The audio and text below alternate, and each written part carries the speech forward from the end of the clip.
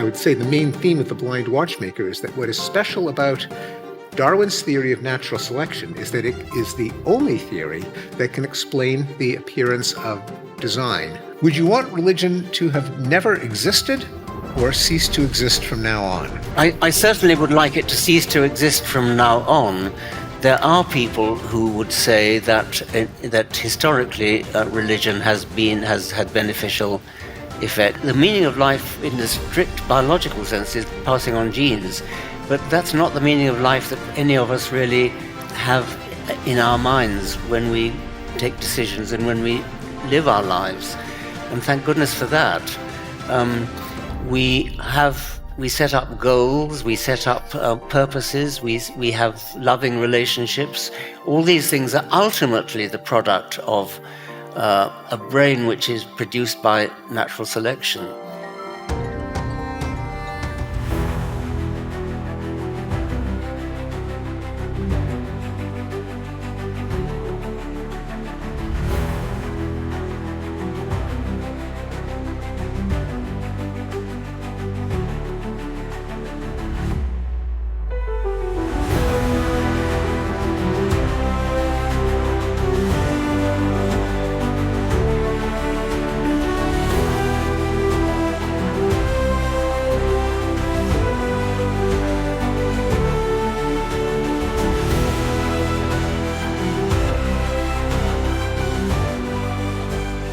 Good evening. My name is Steven Pinker. I am a professor of psychology at Harvard University, and it is my great privilege to introduce tonight a real star. And by that, I don't mean Ringo Starr, although he is performing in this room in 3 days. So if you're here to see Ringo, you're 3 days early. But even better, we have tonight perhaps the world's best known and most admired living scientist, Richard Dawkins. Richard was born in Kenya. His father was a British colonial officer at the time when Kenya was part of the British Empire, and grew up in the country now known as Malawi. Richard spent all but 2 years of his professional career at the University of Oxford. He was at Berkeley for 2 years, but he got his undergraduate degree, his PhD, working with the Nobel Prize-winning ethologist Nico Tinbergen, and has been a professor ever since. Currently, he is Charles Simonyi Professor for the Public Understanding of Science Emeritus. Richard is so famous for his popular books that people sometimes forget that he was also a gifted field scientist, and he made a number of contributions in ethology, including asking whether insects like wasps are vulnerable to the sunk cost fallacy, whether communication or whether animal signaling, an animal emitting a signal that affects the behavior of another animal, ought to be seen as communication or as manipulation, and the notion that evolution is driven by the equivalent of an arms race, a common term now, one of many that Richard has introduced into the vernacular. He has written 18 books, perhaps the best known are The Selfish Gene, The Blind Watchmaker, and The God Delusion, including 2 memoirs, An Appetite for Wonder and Brief Candle in the Dark, and the book that he is now touring to publicize, The Genetic Book of the Dead. Richard's greatest influence, measured quantitatively, undoubtedly is a word that he introduced to the English language, a meme. When Richard introduced it, it did not refer to a picture of a cat with a funny caption. Rather, it referred to an idea or a unit of culture that had the power to replicate and hence to evolve as copying errors inevitably intruded and different versions had different probability of replication. And he used it not to say anything about actually a science that he inspired, memetics, as a theory of cultural transmission, but really more to underlie the logic of natural selection as something that applied to replicators that needn't necessarily be made out of nucleic acids or anything in particular, as long as they replicated. Honors have rained down on Richard, including the Michael Faraday Prize. Richard is a Fellow of the Royal Society, a Fellow of the Royal Society of Literature in recognition of his limpid and elegant prose style, a big influence on me, the Nuremberg Prize, 12 honorary doctorates. He also had an audience with Queen Elizabeth, during which she insulted his necktie, which perhaps we'll hear more about tonight. So, ladies and gentlemen, I'd like you to join me in welcoming a great scientist and public intellectual, Richard Dawkins.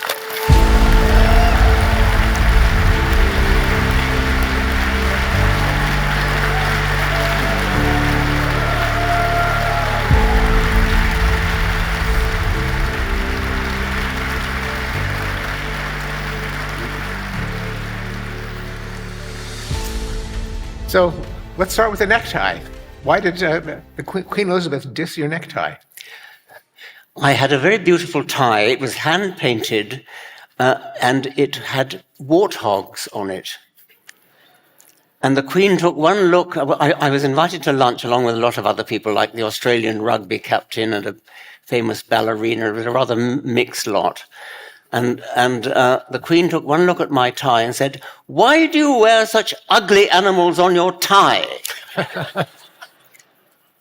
"Ma'am," I said, "if the animals are ugly, how much greater is the artistry to make such a beautiful tie?" You could have said something to her about those headscarves. I'm going to perhaps take advantage of my position as tonight's interlocutor to review the way in which you changed my life, rocked my world, and as also a way of putting into context of intellectual history what I think Richard's stupendous contributions have been. So the first book I read by Richard was The Blind Watchmaker. This was a recommendation by Lita Cosmides, the evolutionary psychologist at Santa Barbara. And it was a bit of a surprise because at the time, I arrived in Cambridge, Massachusetts 48 years ago. 1976, that was the year that The Selfish Gene came out, and it was the year after E.O. Wilson's famous book Sociobiology came out. It was also the year in which a manifesto in the New York Review of Books came out called Against Sociobiology by some of the 50 of the leading professors mainly in Cambridge and New York, of whom probably the most prominent were the two biologists who are mentioned in Richard's new book, Genetic Book of the Dead, Richard Lewontin and Stephen Jay Gould. Now, it's hard to reconstruct just how dominant those figures were in the public understanding of evolution at the time. Lewontin was seldom mentioned without the adjective brilliant being attached to it. He was a population geneticist. Gould was the author of a monthly column in Natural History magazine called This View of Life, consisting of many quite gracious and fascinating and elegant columns on evolutionary biology, and with allusions to popular culture, to Western intellectual tradition, and to many other things. Another influence, I have to say, on me. But Gould and Lewontin, unlike Kamala Harris, they really were Marxists.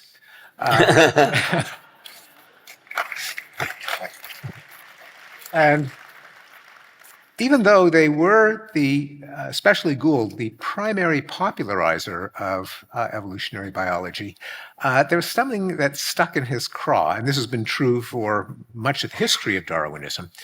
You really couldn't say that the theory of natural selection was a theory of from each according to his ability to each according to his needs, and especially the idea that evolution may have shaped something called human nature is absolutely anathema to Marxism and the desire to remake human nature, that human nature was considered to be a kind of a thick-headed mistake. Well, so growing up in that intellectual milieu, after the manifesto, which connected Wilson preposterously to Nazism and slavery and racism, kind of really a precocious version of what today we call cancel culture. But so it all originated here. And Richard's works were kind of in that was kind of adjacent to sociobiology, although it wasn't a term that Richard used. But there's something vaguely, politically incorrect. But then when Lita recommended that I read it, for me it was a massive epiphany. Because for all of Gould's gifts as an expositor, he also was adamant that he, Stephen Jay Gould, was revolutionizing evolutionary biology. That all this stuff that you might think you understand about evolution, about it being gradual, about it operating on the fitness of individuals, about it being responsible for adaptations, that is, features of the organism that enhance its survival and reproduction. All of that was old-fashioned, that there was going to be a revolutionary new evolutionary biology that Gould was the author of, according to which adaptation was obsolete, because anyone who believed that a part of an organism was designed for a benefit was like Dr. Pangloss in the Voltaire novel, that in fact features of organisms were just as likely to be spandrels, that is, byproducts of evolution, this being a famous term they introduced referring to the tapering space between two arches in a cathedral, which were then decorated, but which were not actually designed as structural parts of the cathedral. There's also the idea that gradualism, that was so old-fashioned. Gould was a proponent of an alternative theory he called punctuated equilibrium, punk-eq. And Rich, I don't know if you were the one who coined the term evolution by jerks. It wasn't me. I wish it had been. Okay.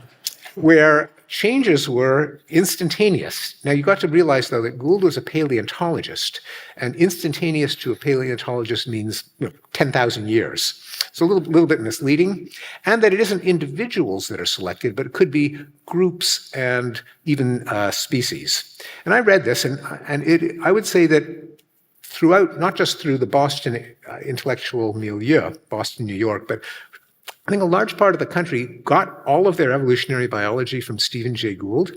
And at least I just felt some disquiet. It just didn't seem to make sense. It went down really easy. The prose was very slippery, but there was something about it that just bugged me, and I couldn't put my finger on it until I read The Blind Watchmaker. Because what I would say the main theme of The Blind Watchmaker is that what is special about Darwin's theory of natural selection is that it is the only theory that can explain the appearance of design, of engineering in living organisms. We have eyeballs that focus images, we've got hearts that pump blood, we've got limbs that can run, other animals can fly, and that no process that was blind to the outcome of a physical assembly process could result in something that was seemed uncannily engineered to achieve a function.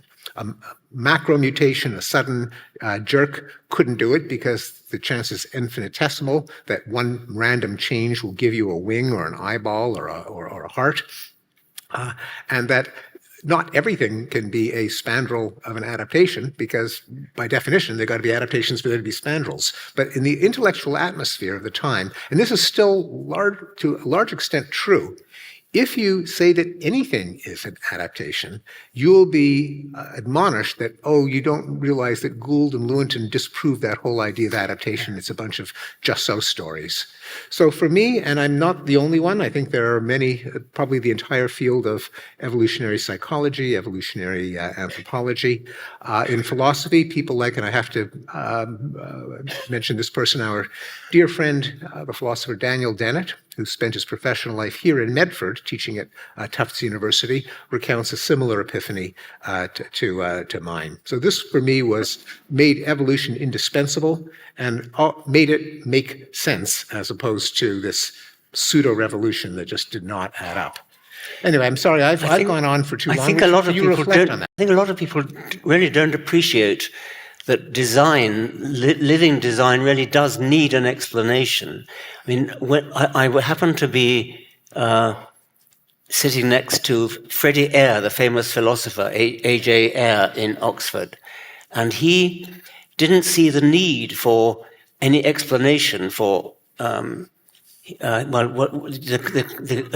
occasion arose because I had said that I found it difficult to be an atheist before Darwin. And he said, "Why? What's the problem? Why would you need Darwin? What's bugging you?" More or less, he didn't quite use that word. And I said, "Well, how would you explain the design, the beautiful, elegant perfection of living creatures?" And he said, "Why does it need an explanation?" And that sort of stuck with me. And I, in a way, sort of wrote The Blind Watchmaker in response to that, to try to convince people like him, philosophers like him, that there really was a problem. They really do need to explain evolutionary adaptation.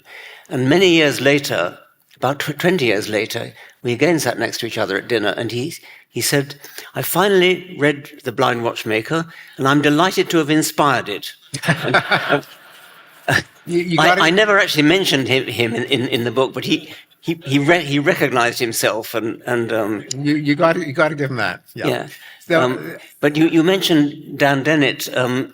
Dan told me that Jerry Fodor, who's a famous philosopher, my colleague at MIT yes, for many years, yes, Fodor precisely said what you said, Steve, that Gould and Lewontin had debunked adaptation. There was no need for it. Yeah. Haven't you heard? I mean, that was really the way people understood it before. And the Blind Watchmaker just was absolutely crystal clear about the connection between natural selection and appearance of design, which is why our friend, the late Dan Dennett, called it the best idea anyone ever had.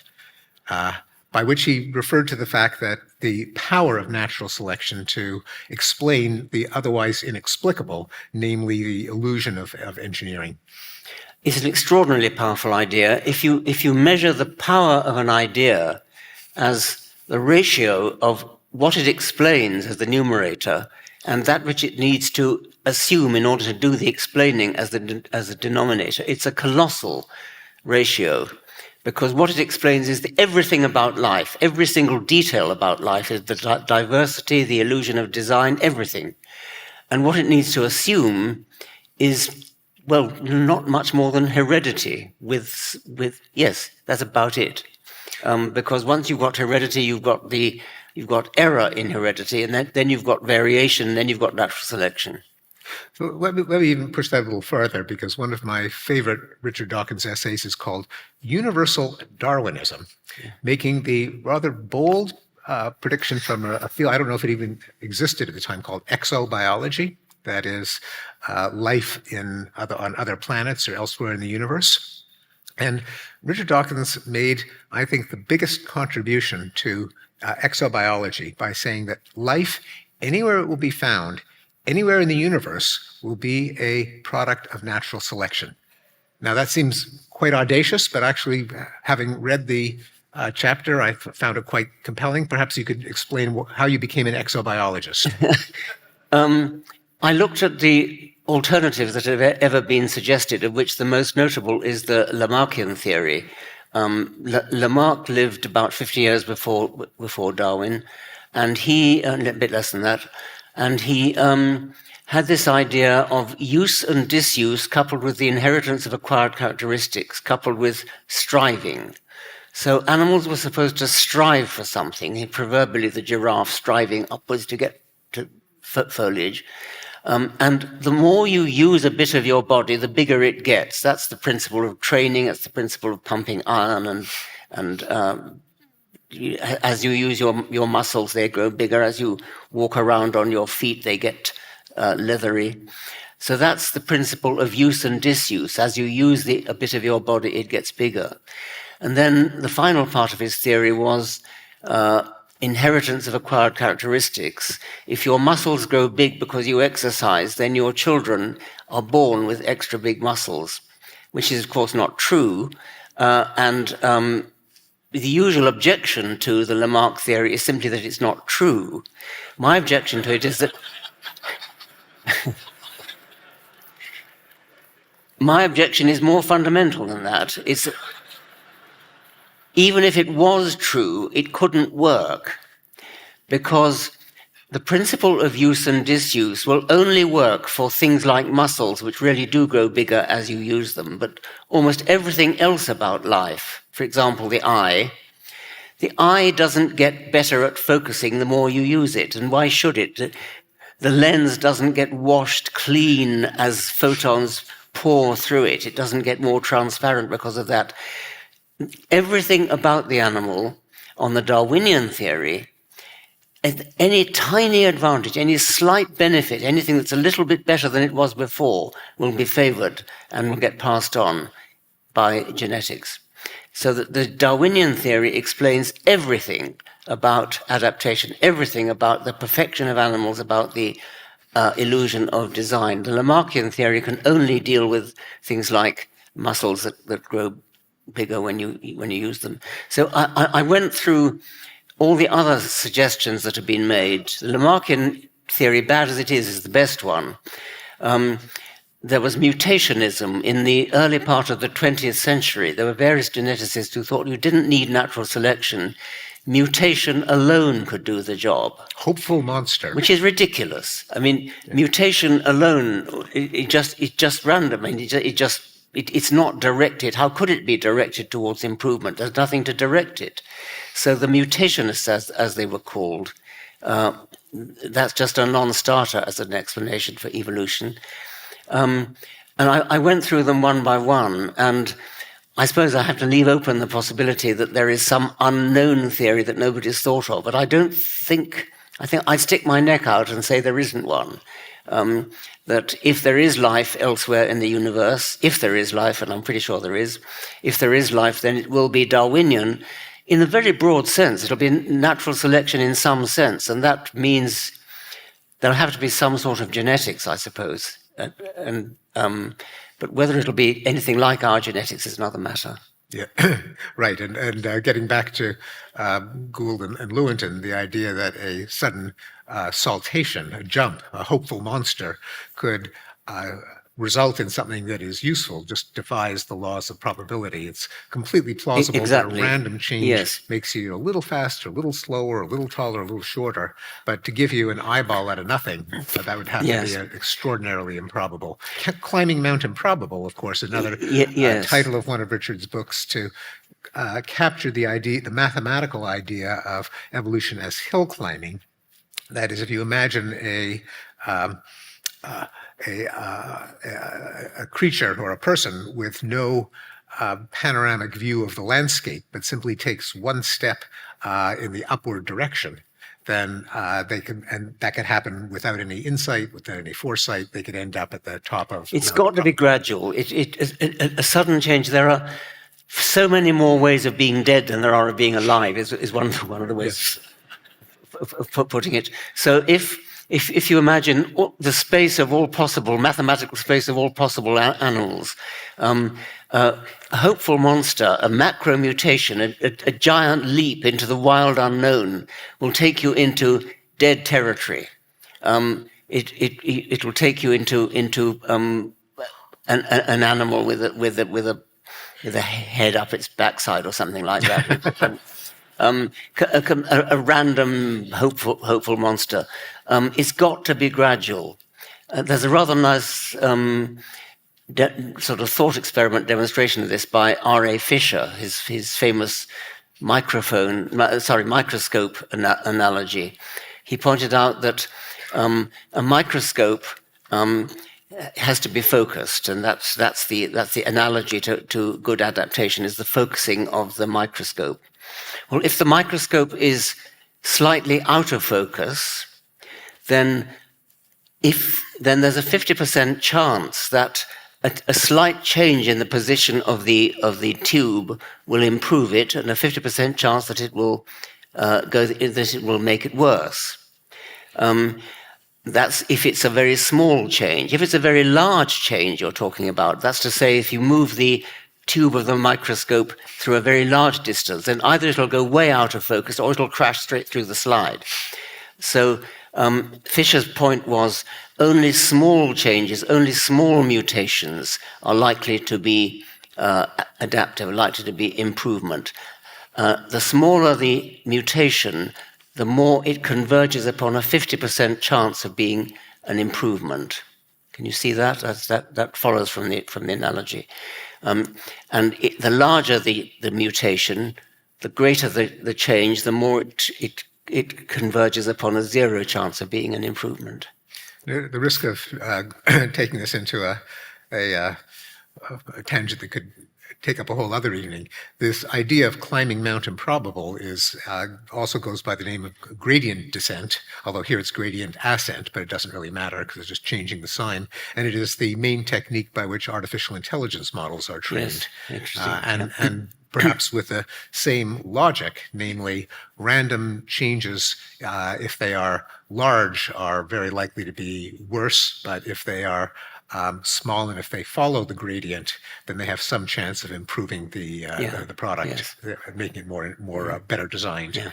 Now, I'm going to say something that I know is going to irritate you, but a lot of Richard Dawkins fans love to see Richard Dawkins irritated because you always learn something. So you spoke about Lamarckism and how it's the main competitor to Darwinism, and how, now I'm sure you've heard this, but people have probably said, "Gee, haven't you heard? Lamarck was right after all. It's called epigenetics." Now, there is a footnote, a dry dismissive footnote in the Genetic Book of the Dead, but and I'm sure that some people out here are under the illusion that epigenetics means Lamarck was right after all, but perhaps you could explain why that is a fallacy. Epigenetics is just embryology. If you think about it, all our cells, all our diploid cells, all our body cells have the same genome, and yet different tissues are different. So that different genes are being called into action in the liver, in the kidneys, in the muscles, in the brain, and so on. So it's always the same genes in every cell, but different genes are switched on in different kinds of tissue. That is epigenetics, and it's how embryology works. Now, there have been a few experimental or observational data to suggest that some of these turning on of genes can get passed on to the next generation. And it's a rare phenomenon. It only applies to the next and possibly the next but one generation. It doesn't go on into indefinite future. It is therefore not of evolutionary significance.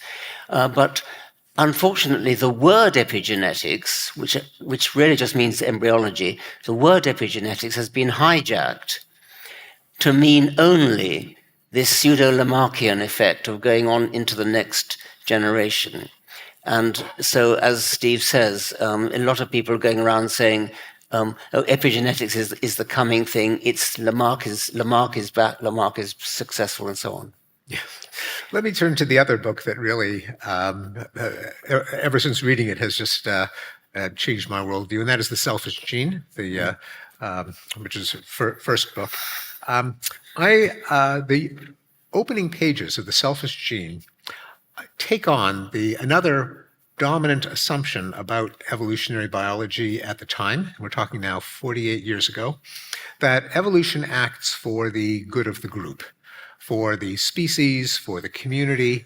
I think I don't know if you coined the term the BBC fallacy. Oh, yes. Nature documentary, Behold the Noble Dung Beetle, nature's recycler, achieving sustainability by preventing pollution. The idea that we like to promote civic mindedness among humans, and we read that into evolution with a vague idea that the successful species survive. It must be because all of the organisms that work toward the survival of the species, therefore, help us survive. And in the first few pages of The Selfish Gene, you recount this popular understanding and say, but it is dead wrong. It is exactly wrong. The idea sounded more radical than it was because, if I am not mistaken, you were basically explaining the mathematical theory of evolution, of population genetics, that inherently involved differential replication. Therefore, it only applied to replicators, which is also why memes were an explanatory device for how evolution works. Now, I don't know, I hope this doesn't sound depressing, but maybe you just see an argument for why everyone should still buy and read The Selfish Gene. But kind of hasn't sunk in that I can't tell you how many times I hear from my fellow academics in many fields, they will talk about evolution in terms of the perpetuation of the species, the good of the group, bonding the group. I hear this all the time. What is music an adaptation? Well, yes, of course, it bonds the group, as if evolution is a process that bonds the group. Yeah. So why has this not sunk in 48 years after you wrote a crystal clear and utterly devastating idea that evolution acts for the good of the group? I think it has sunk in with people who actually work on animals in the field. Yeah. If you go out to the Serengeti and places like that, and people studying buffaloes and lions and things, they are all now talking about what the animal does for the good of its genes. What is it that in what way does the animal's behavior benefit its genes? That's what you hear if you go and listen to people out there in the field. But I suppose you're talking to philosophers or psychologists. And it is a very tempting error because we are a society sort of animal, and we worry about the future of the world. We worry about the future of our species. We worry about overpopulation, underpopulation, whatever the current problem is, not overfishing our fishing grounds. These are all social goods, social welfare considerations, which decent people actually do fret about, and we're the only species that does.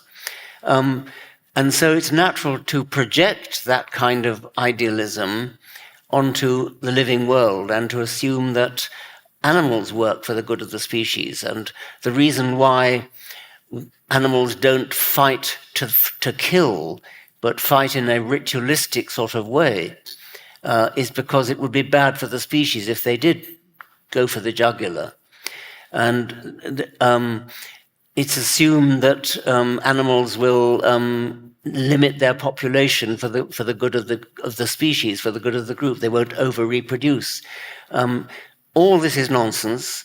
But I suppose if you think in terms of human ideals and the human welfare, you would naturally gravitate towards that kind of feeling when you look at biology. Yeah, and again, I've been told, and not maybe you should block your ears, but I've often heard, well, that gene-centered view of evolution, that's just so passé. Now everyone knows it's multi-level selection.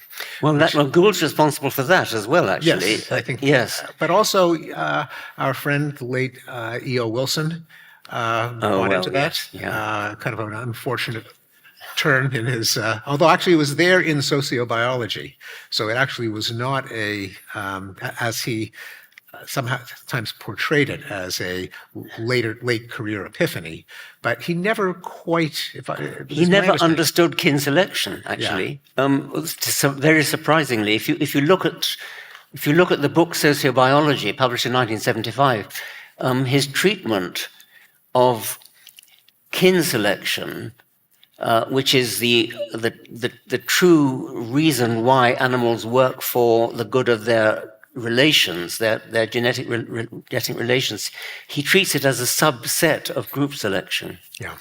So, he got it right in his previous book, The Insect Societies, oddly enough. Yes. So I'll mention one other idea from The Selfish Gene, that together with the gene is the unit of selection, which was the original subtitle. I don't know if it is in the current version. By the way, is the 1988 annotated reprint, is that still in print with the... Oh, yes. In various versions, but yes, it is, yes. Highly recommended. But the other idea, together with the gene is the unit of selection, and this again was completely avoidable to anyone who actually read it, but people misunderstood the selfish gene to mean we're all selfish. Yes. That is, the whole point of the selfish gene, if I may speak for you, is that selfish genes in the metaphorical sense of replicators that are selected to maximize their own replication will very often build phenotypes, organisms that are unselfish. And the whole book was about that, about the evolution of altruism. And what I found mind-blowing was not just that it is possible for altruism to evolve, either by what we've been calling kin selection, although you very ably explained that, and this is something that hasn't, I think, properly been appreciated. Thinking about inclusive fitness, namely you do something that benefits yourself and that benefits your relative discounted by 50%, that is your sister or your child and your cousin by 1/8, is kind of a clumsy way of talking about something that is much clearer at the level of genes, namely any genes that helped a copy of itself in another organism would be indirectly promoting its own replication. If I could just cap off this thought, what I found mind-blowing was that as a psychologist, is that in every one of the cases in which altruism can evolve, altruism in the technical sense of conferring a benefit to another organism at a cost to itself, says nothing about motives or selflessness in the kind of saintly sense, but just behavior. In all cases, the altruism is partial and opens up the door to inherent conflicts that overlap with the confluence of interests. So in the case of siblings who indeed will help each other because a gene for helping your brother is helping a copy of itself inside that brother with a 50% probability. But what it also means is that there's an inherent competition, namely that, these are ideas often associated with Robert Trivers, which I think most people learned about from the selfish gene, that siblings inherently will compete for parental investment, not zero-sum all-out competition, but partial competition, that males and females will compete over opportunities for infidelity and solidarity with their genetic relatives, that organisms that trade favors always have to worry about conferring a benefit and not being repaid when it's time for reciprocity.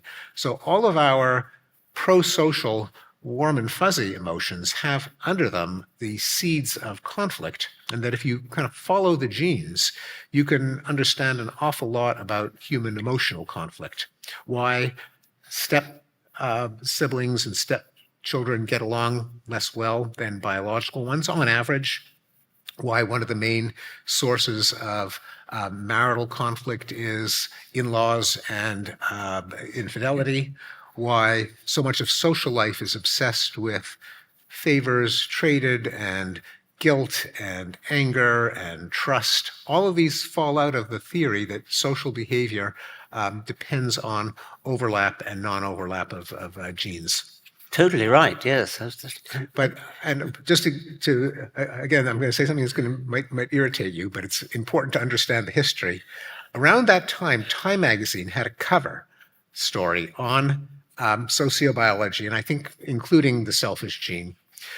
And the cover showed a man and a woman with a glassy stare, with their kind of arms akimbo, dangling from marionette strings from molecules of DNA, double helixes. And that was the Time magazine's interpretation of the selfish gene, namely we are automata mindlessly controlled by our genes, which was nowhere in selfish gene. I'm sorry to say that was also, the almost identical picture was on the German edition of the selfish gene. Oh, no. Yes. The author's nightmare. Yes. So one of your, I don't know about the relative sales of your books, but I suspect God Delusion is right up there. Yeah. But you've also written, in addition to debunking the God delusion, and as Emma reminded us, you've also proposed a kind of a positive vision of, if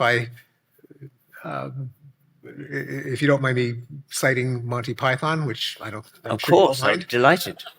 The meaning of life. Yes. That in Unweaving the Rainbow, Magic of Reality, Science in the Soul, Books to Furnish a Life, there was a positive version of what would fill the gap if we disabuse ourselves of the God delusion. Can you sort of say what is the meaning of life? Well, I'm often asked this, and the meaning of life in the strict biological sense is passing on genes, but that's not the meaning of life that any of us really have in our minds when we take decisions and when we live our lives. And thank goodness for that. We set up goals, we set up purposes, we have loving relationships. All these things are ultimately the product of a brain which is produced by natural selection. But our brain has taken off in all sorts of exciting, in uniquely human directions, although originally built by natural selection for the sole purpose of preserving the genes that built it. Nevertheless, it's taken off in directions which we find uplifting, we find even spiritual, and we are a totally unique species in that respect, and thank goodness for it. I'm rather depressed when people sort of say when the selfish gene first came out, I was told that there was one man who read it who felt suicidal because he felt his life no longer had any meaning.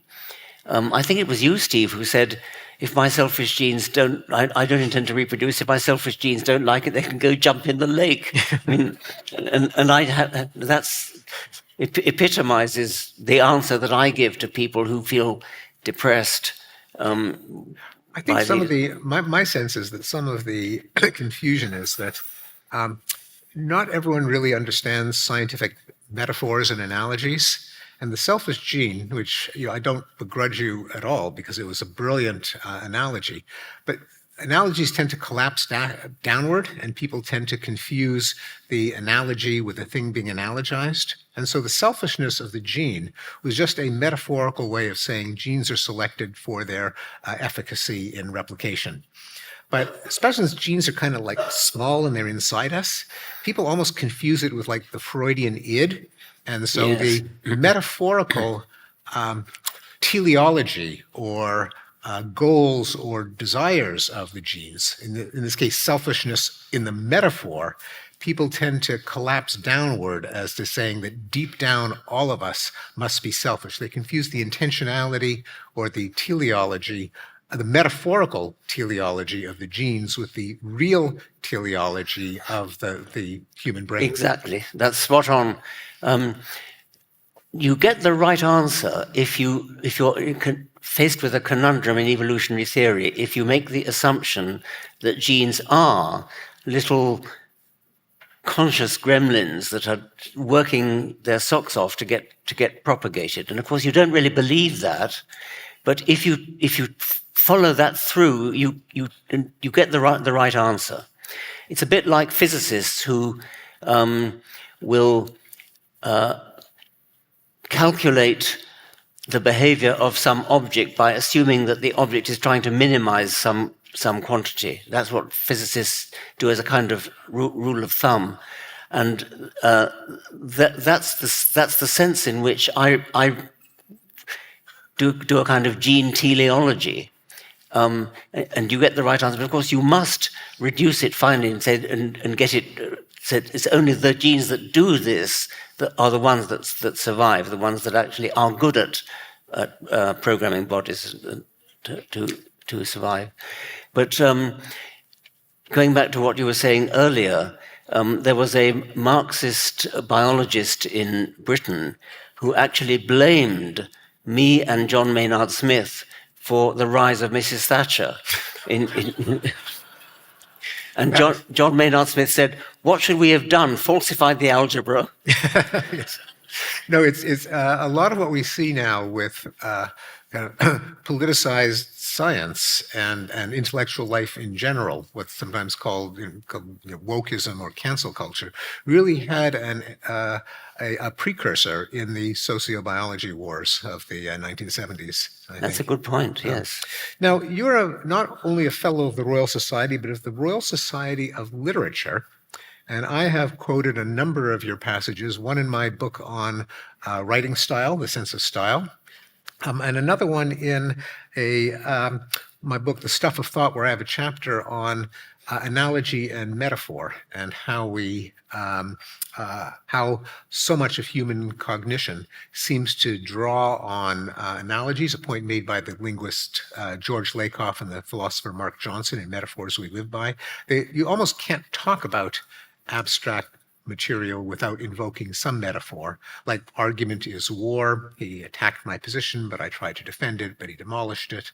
A relationship is a journey. We've come so far together, but I'm gonna have to bail out. We're gonna go our separate ways.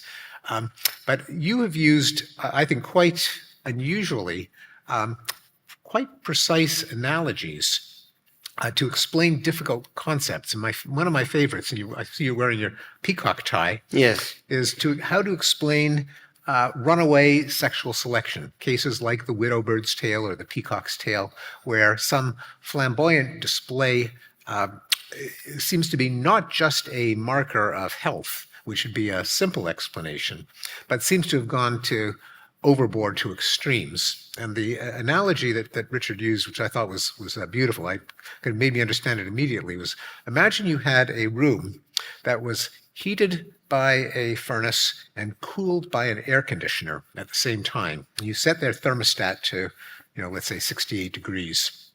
Well, what would happen is you could have a whole range of combinations of the furnace belting out heat and the air conditioner working flat out to neutralize the heat. Or you could have the heater putting out a tiny bit of heat and the air conditioner only occasionally coming on. But this entire set of possibilities could exist, could be possible. And then what's the relevant feature, and this is why I used it as a model for analogy, is now forget the temperature, because the temperature is constant. Look at the energy usage. The energy usage could be through the roof, with the temperature being the same, or could be very little. The analogy of the heater and air conditioner being the trait in typically the male and the taste in the female. So if you had females who preferred longer and longer, more and more colorful tails, the males would have no choice but to have sons that met those criteria and so could go through the roof if these two things co-evolved, or you could have much more sensible sparrows. Yes. So I guess to make it a question, did you, since so much science writing, I think, makes very crude use of analogies, like the immune system it's a garbage collector and it's a lock and key, and it's do you consciously choose analogies to try to pinpoint what about the analogy was relevant to the understanding and what should be ignored? Because in that description, I mean, I know you do this, so I guess I'm asking how much thought went into it. You say, don't pay attention to the temperature. That's not what this analogy is about. Yes. Pay attention to energy. That's what the analogy is about. I think analogies like that have to be used with circumspection. I mean, there are times when the analogy is less clear than the real thing, and you have to be alive to what you're trying to explain. But I think they are indispensable, and I use them all the time. So let's turn to your most recent book, The Genetic Book of the Dead. It was, this is, I don't know if this is the book where you have them, probably not the most, but one of the books that's rich in naturalism, in fascinating detail of the living world, but mixed in with theory and explanation and significance, but an amazing number of eye-opening facts about the living world. Let me just throw out a couple, which I found intriguing. So I have always wondered, what's the deal with turtles? How do you evolve a turtle? And in it, I learned that the turtle may have evolved with the pilaster, the bottom half of the shell first. So if you rewind the clock, there may have been turtles with no carapace, but only a plate on their belly. Yes. That's how we got turtles? Yes, there are fossils that have just the plastron. The Plastron, thing sorry. Yes, yes, plastron. And the thought there is that they might have been armored against sharks, who tend to to attack from below. But what's really interesting about these creatures, and the reason I have a section on them in the book, is that they are, I think, unique in the number of times they shifted from water to land to water to land. You're familiar with the fact that our ancestors were all once fish, so our ancestors came out of the water onto the land. And then quite a lot of creatures went back from the land into the water, whales and dugongs, manatees, to a lesser extent seals and sea lions, and turtles, sea turtles. But then turtles came out of the water again back onto the land, because modern land tortoises are actually descended from sea turtles, who are in their turn descended from land reptiles, who are in their turn descended from fish. So modern land tortoises uniquely show a doubling back in their shuttling back and forth between water and land. I don't think there are any other examples of that. I'm still hung up on these turtles with just the plastron. So a shark, I mean, doesn't a shark couldn't just gobble up the whole turtle? Would a shell just on the bottom really deter a shark? I happily have no direct experience of Just seems kind of unlikely. I hate to say it sounds like a just so story. When I read the account of this fossil, the authors stated that it was their belief that sharks tend to attack from below. I have no idea whether that's true or not. Okay. Especially as the shark's teeth are kind of on the bottom of the shark. So they are, I know. But I guess it doesn't depend on... Yes. The fact that turtles evolved with the plastron first doesn't depend on the shark story. No, it's a bit of a just so story, I think. Okay. So they do exist. Bats, which you have written about in several books. Yes. And they are remarkable because the echolocation, the high ultrasonic chirps, allow them to home in on itty-bitty little zooming insects, which they snatch out of the air. And you raise the famous paper by the philosopher Tom Nagel, What Is It Like to Be a Bat? Another paper that our late friend Dan Dennett frequently referred to because it's considered to be the essential exploration of what's sometimes called the hard problem of consciousness, namely putting aside what information can affect an organism's behavior, can we ever really know what it's like to be that organism, in this case a bat? So what would a bat, as it's flying around and chirping and homing in on those bugs, what does it feel like? And you, if I'm not mistaken, suggest that the bat is seeing? Yes, I think that what any animal actually sees is a model which is useful to it. So a bat which is hunting insects in the air and a swallow which is hunting insects in the air are both needing the same kind of model. They both need a model of three-dimensional world in which there are zooming objects, little insects. And whether the model is built up by the eyes or by the ears seems to me to be less important than the fact that the model is that which is useful to the animal in its hunting. And so I suspect that what it's like to be a bat is pretty much what it's like to be a swallow, and it's using its ears instead of its eyes. And I go so far as to speculate that bats hear in color. And the reasoning is this. When bats lost their vision and almost completely lost their vision and took up echolocation instead, they would have had color vision. Color vision, at least two color vision, is common in mammals. And all that the subjective experience of color, of hue, is a label for labeling light of particular wavelengths. There's nothing inherent about the color, about the hue, about the qualia, red, which goes with long wavelengths of light. These are simply labels which the brain uses to label light of different wavelengths. Now, these labels would have been left going begging, doing nothing, when bats lost their vision and took up echolocation instead. And I think it would have been perfectly natural, it would have been positively wasteful not to make use of those labels and label textures of surfaces that give different sorts of echoes. For example, blue might be used to label a furry, soft texture like a bumblebee or a moth, and red might be used to label a hard, shiny surface like a wasp, say. Beetle, or yeah.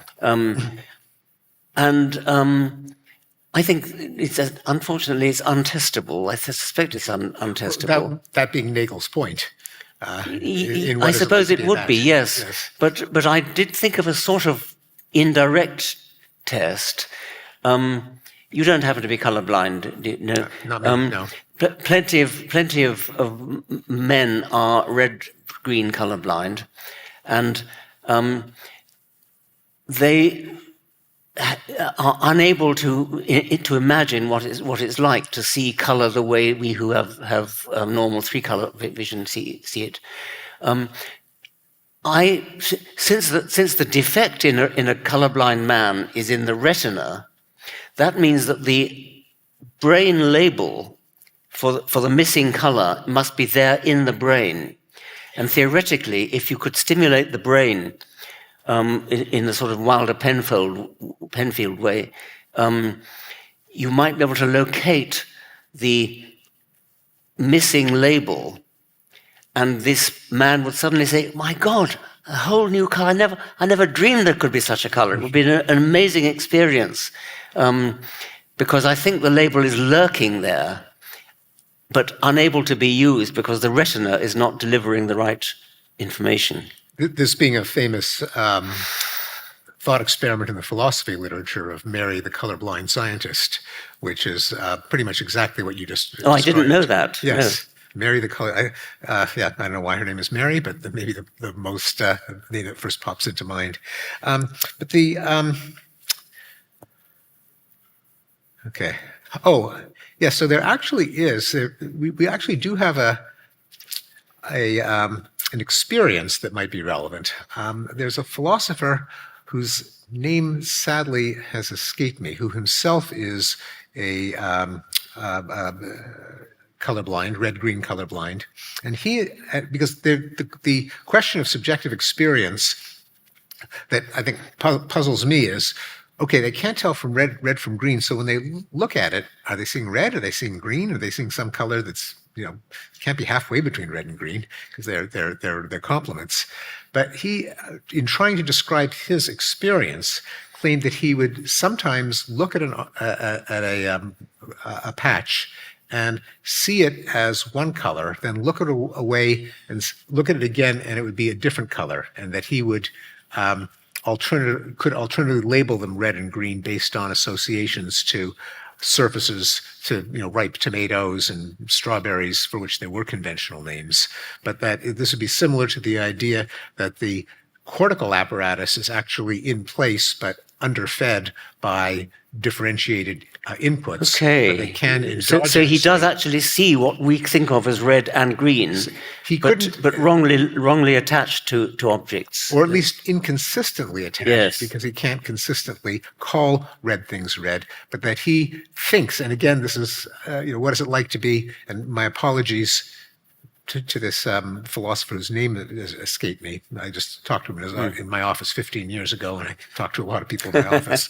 But anyway, it's interesting. It would be consistent with your speculation that the cortical machinery is there. Now, the genetic book of the dead, maybe you can actually explain to people what that... again, we have another analogy here. What is the genetic book of the dead? The animal, any animal, including us, is a book, a description of ancestral worlds. And I speculate about a scientist of the future, SOF, who I regard as female in my fantasy, who is capable of being given an unknown animal and looking at its genes, looking at its body, looking at everything about it, and reading the ancestral worlds which shaped it through natural selection.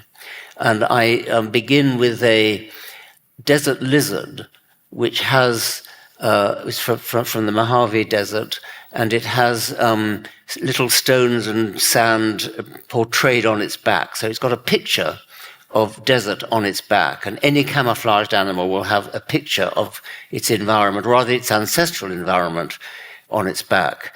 And my contention is that that level of perfection of detail cannot just be skin deep.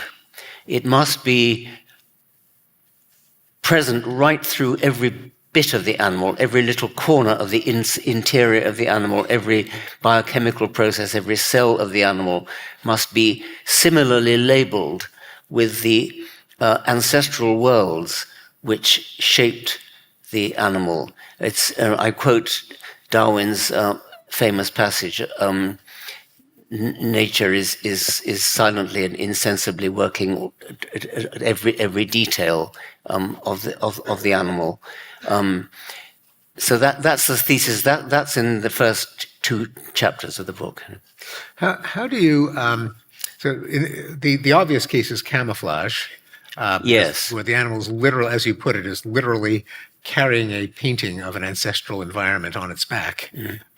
But for other, how specific is the analogy to camouflage, where a lot of the other signs of design of an organism, the way its liver works, for example, or the fact that its joints are lubricated, don't easily refer to some aspect of the environment, but rather to the set of goals and sub-goals and sub-sub-goals. It's much more difficult in those cases. Camouflage is the easy case, yes. And that's the sort of the wedge into the thesis.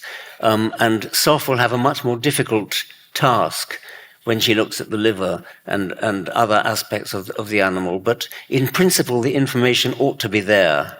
But it's a palimpsest. It's because there are layers of history from the distant past, from the nearer past, and so on. It's not just one era of the past. Let me raise one more question again, I want to focus on some of the biological content of the Genetic Book of the Dead, because it's so easy to talk about God and atheism and selfish genes, but there's so much fascinating detail in that book. But one of the great discoveries of the last several decades, subsequent to the Blind Watchmaker and the selfish gene and the extended phenotype, is that our endosymbionts, that is the bacteria and viruses that inhabit us the inside, in our mucous membranes, in our stomach, and on our skin, actually outnumber the cells of our body, or at least it's a tie. So half of you is bacteria. Now, to a kind of naive view, it's like, well, aren't bacteria things that make you sick, and aren't viruses things that give you COVID and pneumonia and so on? And you have a very elegant, in-principle explanation as to the difference between the little germs inside you that are good for you and the ones that try to kill you. So maybe in our last minute, perhaps you can explain what... I think that the important distinction is between those parasites or symbionts which pass to their next host through the gametes of the present host. They actually exit the present body via the sperms or eggs of the present body into the next one. And what that means is that if their genes have any phenotypic effect upon the present body, it will be identical in its interest. They will have the same interest, the same hopes for the future as all our own genes. And so I regard all our own genes, therefore, as a gigantic colony of viruses. They're equivalent to viruses. I don't mean that they actually are viruses that have come into the genome, although some of them are, about 8% are. But because they all have the same interests at heart, because they all have the same desire, so to speak, to make the animal good at surviving, good at reproducing, good at being a good parent, good, sexually attractive, and so on, they all work together for that reason. And any bacterium, any virus which passes through the gametes to the next generation will have the same interests at heart. On the other hand, a virus that does not pass through the gametes, a virus that is sneezed out, for example, or coughed out, or spat out, or comes out in the form of diarrhea and then gets into the water supply and then is imbibed. Such parasites have no great overlap of interest with the with the genes of the animal itself. So my distinction is between those longitudinally transmitted parasites and transversely transmitted parasites. Fascinating. Just such an elegant explanation of the difference. We have run out of time for our back and forth, but there are questions that are going to materialize on cards, but I don't see them. Oh, here they come. Thank you, Nusky. From the audience. Thank you. Thank you. What would you say to a psychiatrist who told you spirituality is good for people's mental health? I would say, good for you. I mean, anything that's good for mental health is good, I suppose. And but I would wonder a little bit what you mean by spirituality. I'm spiritual in some ways. I'm sure you are as well. But if he means religion in the conventional sense is good for mental health, I would say, well, okay. But that doesn't make it true, does it? And what I care about is also what's true as well as what's good for mental health. Yes, and it's there is a correlation between religiosity and mental health.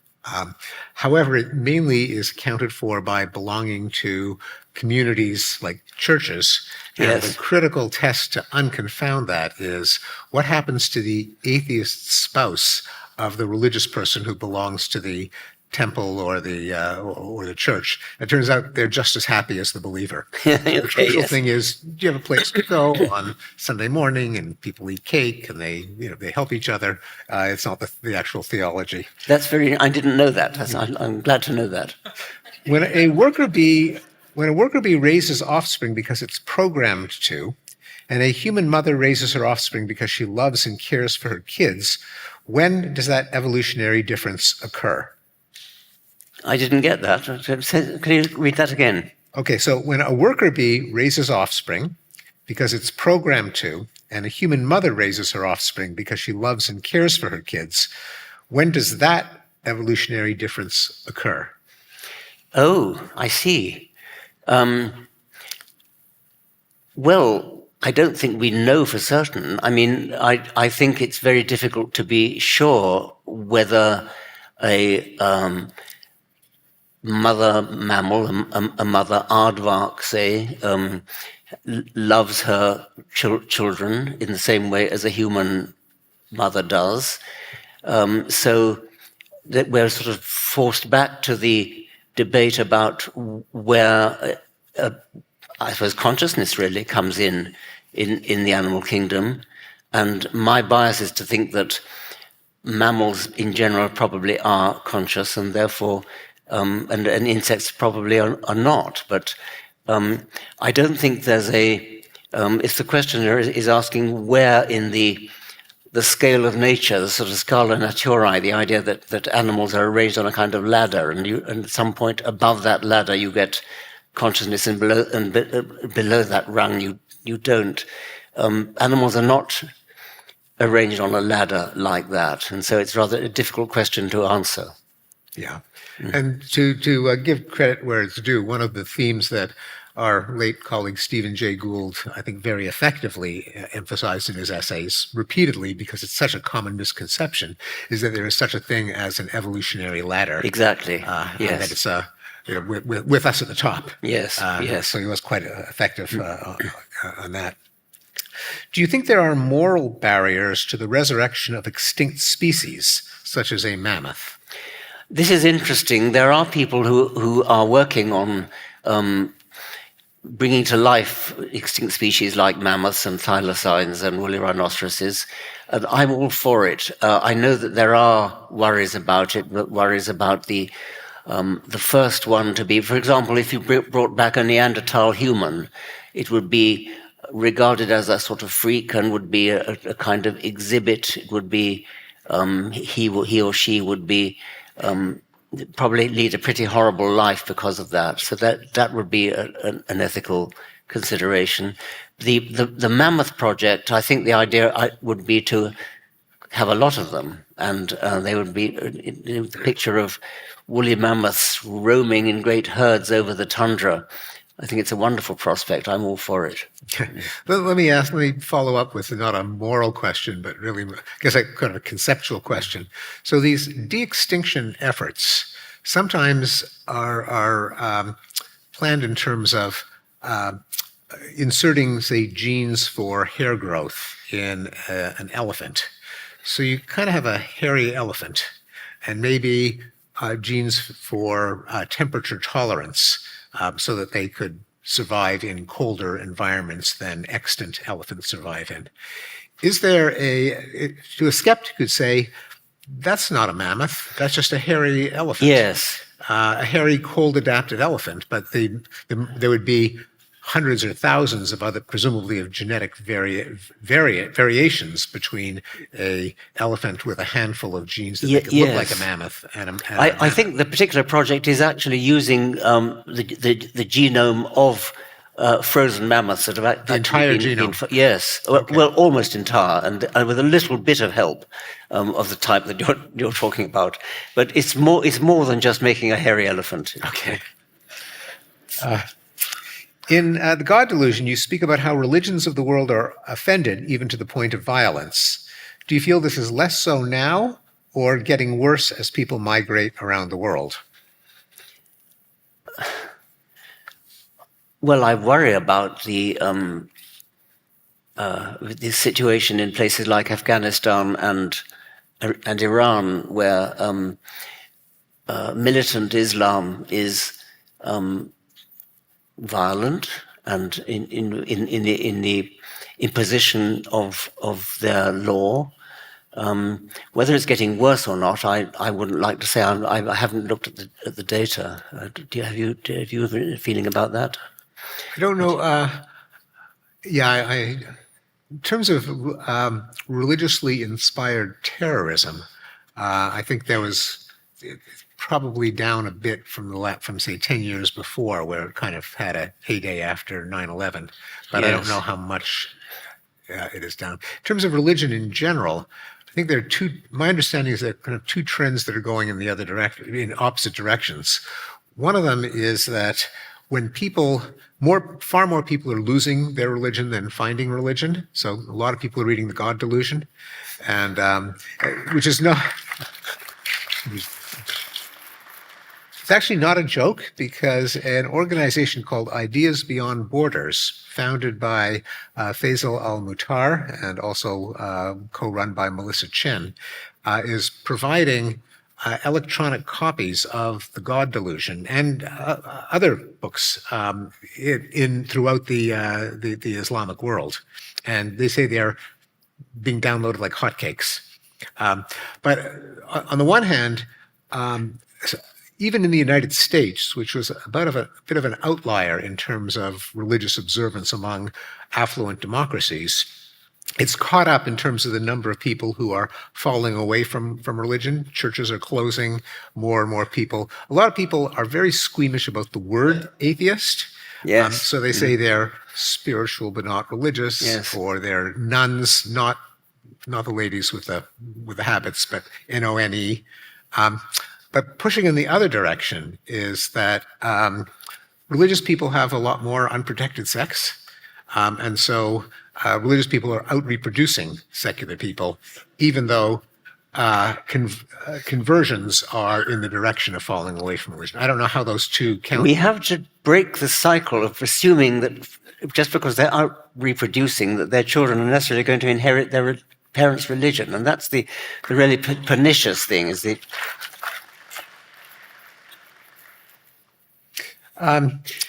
What do you think why do you think we did not see the decline of Christianity lead to more rationalism, but instead to conspiracy thinking and wokeism? thanks for everything, exclamation point, exclamation point. So That is you sometimes hear the expression "a God-shaped hole" Yes. in people's belief systems. I get accused a lot of this. You helped make way for wokeism. I am against all irrationality and all religion, all superstition and all dogma, and I don't think I like to think that humans are better than needing a hole to vanish down, are better than feeling that once they've got rid of one piece of irrationality, they automatically will turn to another. So I am not sympathetic to that particular accusation. So do you think, let me follow up. So let's say that people have some need for symbolism and allegory and social gatherings and warmth and shared belief and communal experiences, and that it just so happens that the legacy religions provided that.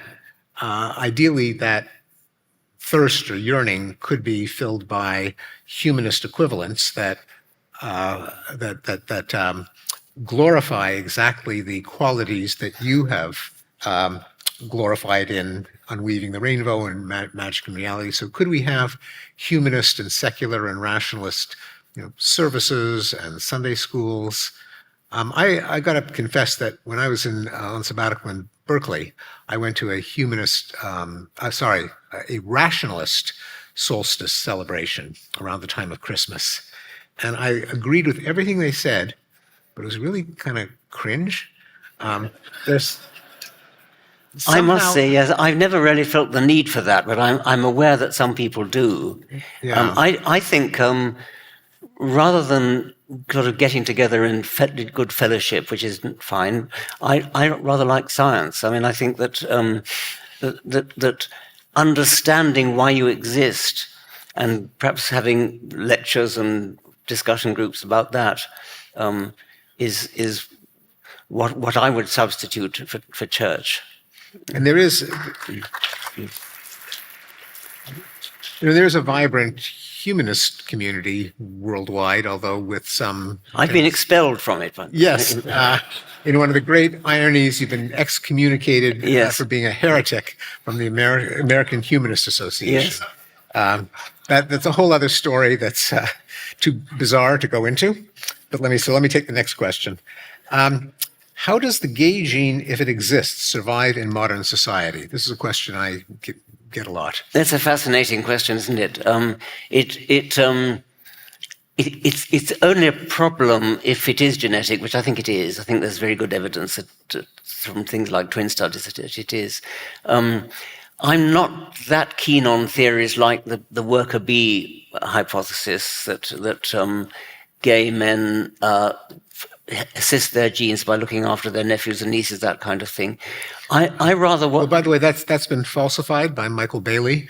That as a matter... So this is a theory, I think, from E.O. Wilson, that as kind of trying to extend kin selection to analogize helpers at the nest among birds. Yes, some exactly. birds forego reproduction to bring worms to their siblings and nephews and nieces. But empirically, gay men are no more solicitous to their nieces and nephews than straight men. Yes. So, well, I'm glad about that. Another theory is the sort of dominant males going off hunting and leaving the women in charge of trusted males who are trusted because they're gay, and they're not really. I mean, they're bisexual, and so you get a stream of genes of gay or other bisexual genes passing down. That's another one I'm not that keen on. The theory I'm most keen on is that when you talk about a gene for anything, it is not an irrevocable consequence of that gene. It depends upon the environment. So a gene is a gene for so-and-so only under certain conditions, under certain environmental conditions. And I suspect that the gay gene may originally, in our wild ancestors, have had a quite different phenotypic effect in these different conditions. But when conditions changed in civilization, the example I often use is bottle feeding, just as a hypothetical example. Suppose you have a gene which, when you are bottle fed, tends to make you gay, but if you're not bottle fed, it doesn't make you gay. It does has some quite other effect. Well, before there were bottles, the gay gene would not have manifested itself as homosexual behavior at all. And now that we're living in a changed environment, the gene manifests itself in a different way. Yeah. I should add, by the way, just as someone who follows behavioral genetics, that the whole concept of a gay gene had something of a heyday in the 1990s when a geneticist named Dean Hamer claimed to have identified it. Turned out not to replicate, nor did virtually all of the claims for a gene for this, a gene for that, that surfaced in the 90s. They came from rather small samples of the same kind that I was one of the first people who had his entire genome sequenced. And it turns out that I have the gene for baldness. Yes. What does that mean? It means that in a sample of 100 men, 80 of them who had the other allele had hair, and the 20 who had my allele, the other way around. Yes, the 80% were bald who had my allele, 20% were not bald. In other words, I'm in the 20%. And with just 100 people, this is almost all of these claims turned out to be noise, leading to, it doesn't make the problem go away, because as you mentioned, it is true that male homosexual orientation has heritability above zero. People often confuse that with there being a gene for X in the sense of one gene that makes you gay, or even increases the chances, whereas what's sometimes now called, somewhat tongue-in-cheek, the fourth law of behavioral genetics is that all heritable psychological traits are the product of many, many, many genes with tiny, tiny, tiny effects, or rare genes with large effects. The ones that we can find are mostly the former. Mm-hmm. So it can be true that there is a heritable component to male homosexual orientation without there being a gay gene. But as you explained, in which, again, this went over the heads of so many readers, this is something that Richard explained in The Extended Phenotype, which for a while you called your favorite book. Yes. But because some of the rather mindless criticisms of the selfish gene were kind of alluding to what we now call the fourth law, namely there isn't just one gene that makes you altruistic. Well, he never said there was one gene. The idea is a gene for X, and this is lucidly explained and went over people's heads, simply means a gene that averaged over all of the other genes that it might appear with increases the probability of a trait compared to its alternative allele.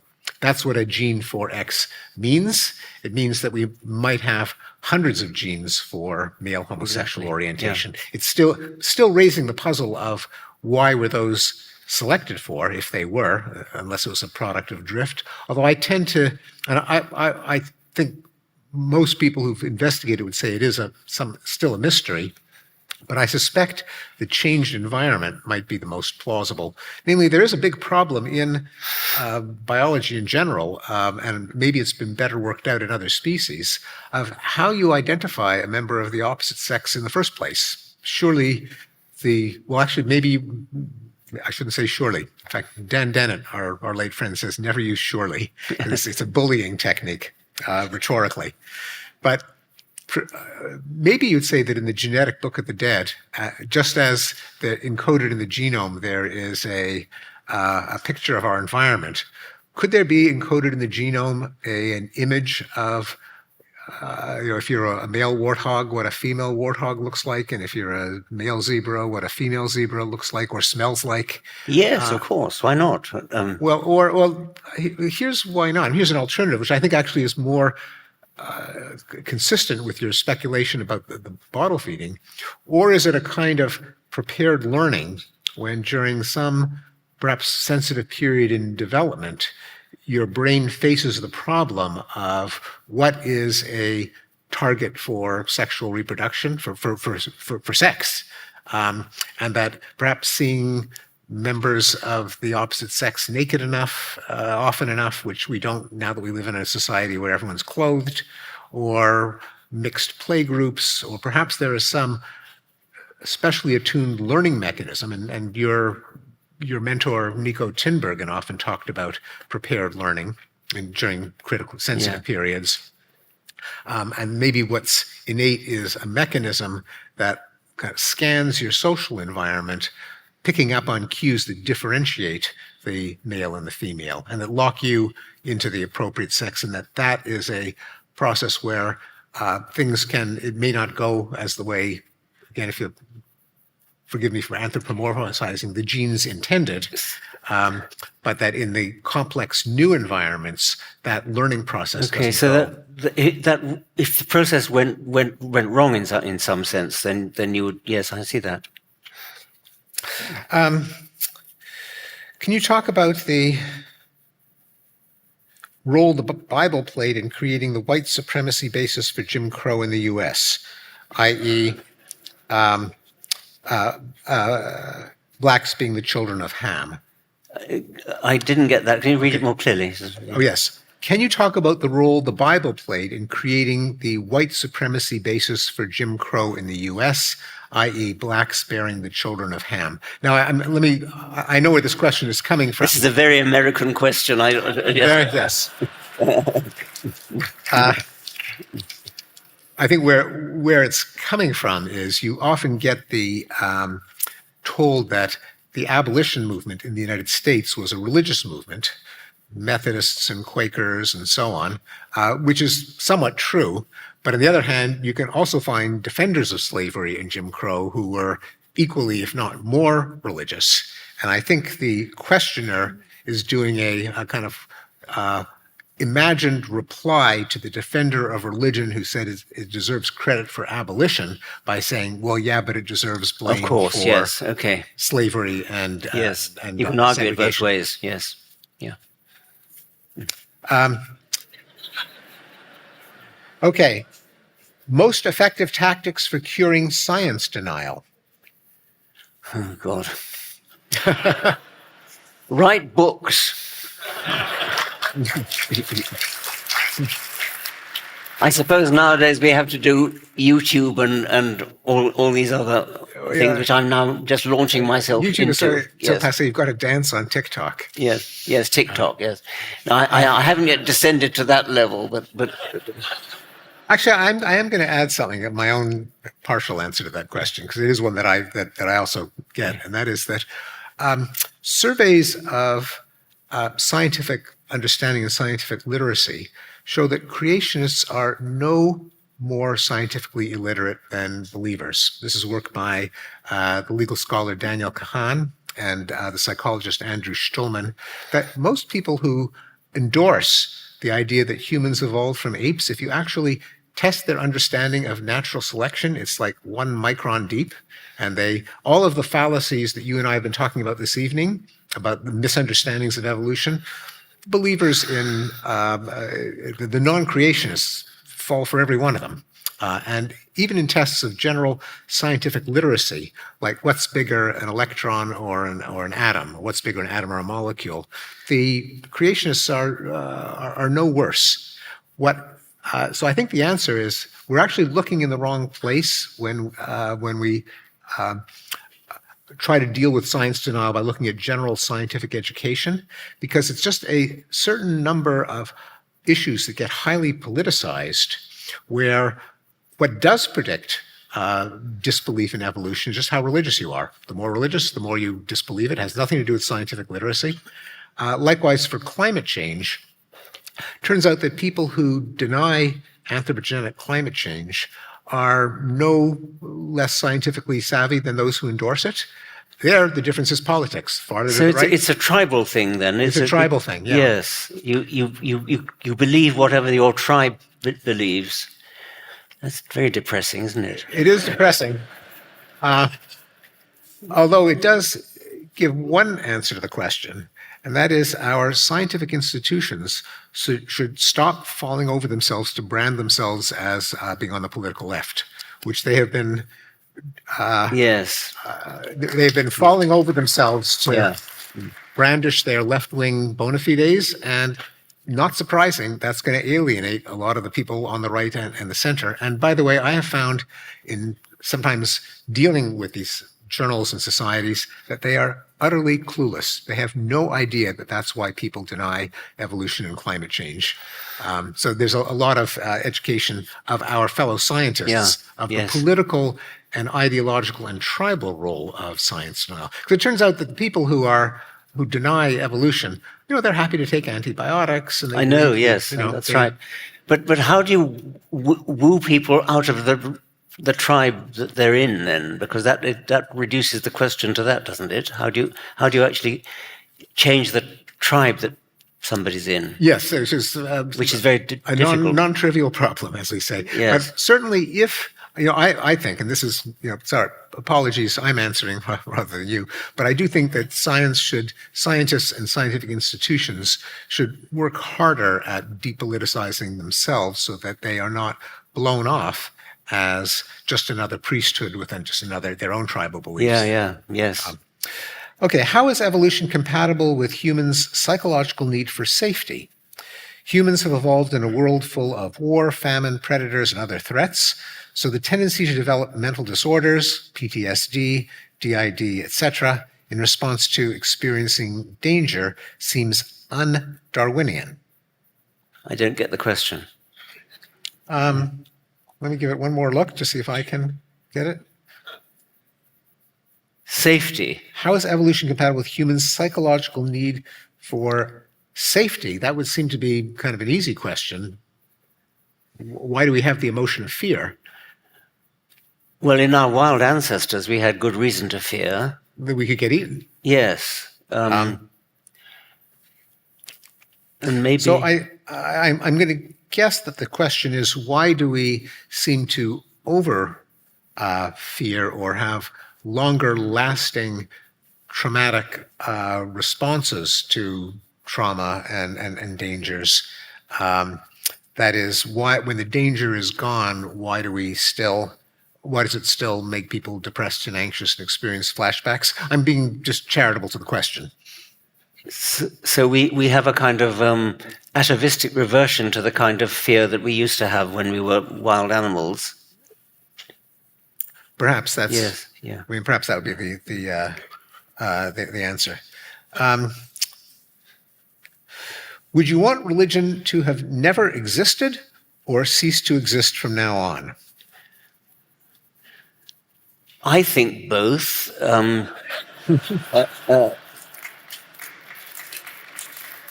I certainly would like it to cease to exist from now on. There are people who would say that historically religion has had beneficial effects. Some people say that Christianity provided a sort of climate in which science could evolve. I've never found that a very convincing argument, but some people would say that. But I think my own answer would be I would like it never to have existed. And if it were sort of miraculously to disappear, is there any chance it would be reinvented? And if so, would it at all resemble the religions that we at present have? Chances are no, I think. Do you think religious traditions such as fasting and psychedelics and their benefits to human health preceding Western science suggest religion and science are not so mutually exclusive? Oh, I'm not getting any of these questions. Can I read? Do you think religious traditions such as fasting and psychedelics and their benefits to human health preceding Western science suggests religion and science are not so mutually exclusive? I don't think I think that, but I'm not sure what it is that I don't think. With apologies, I just... Okay. Can the thesis of the extended phenotype be pushed to memes as in they are the organic products of an animal species, namely humans. The extended phenotype is the subject of my second book. It's the book that was written for professional biologists, and the idea is that genes not only influence the body in which they sit, but they also influence extended phenotypes outside the body in which they sit. For example, artifacts, things like the houses that caddis larvae make and the nests that birds build, beaver dams and so on. And I extend it further to influence on other individuals. And I think the question means, could you apply that to human institutions, maybe human artifacts, maybe buildings, maybe the things that humans make? Are these extended phenotypes? I think not, because the idea of the extended phenotype is that these are genes that have different effects on the extended phenotype. So if we take the example of buildings, if there were genetic differences between architects who like such and such a style of building as opposed to another style of building, then you could legitimately call that an extended phenotype. But I don't think that happens. I think that it would be extending the analogy of the extended phenotype too far to apply it to human institutions. Okay. Now, I have an announcement that the people who have purchased the VIP tickets should remain in your seats, that there's going to be another announcement as to how you get your goodies, your merch, and so on. But our time is up, and I would like to lead the audience in a round of applause for our greatest living scientist, Richard Dawkins. Thank you very much, Steve. Thank you. Now, this was